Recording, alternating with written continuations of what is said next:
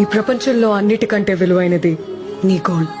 నీ గోల్ ఏంటో, నీ వాల్యూ ఏంటో, నీ డ్రీమ్ ఏంటో నీకు తెలిస్తే జస్ట్ గెట్ ఇట్. తెలియకపోతే బ్రతికున్నా లేనట్టే.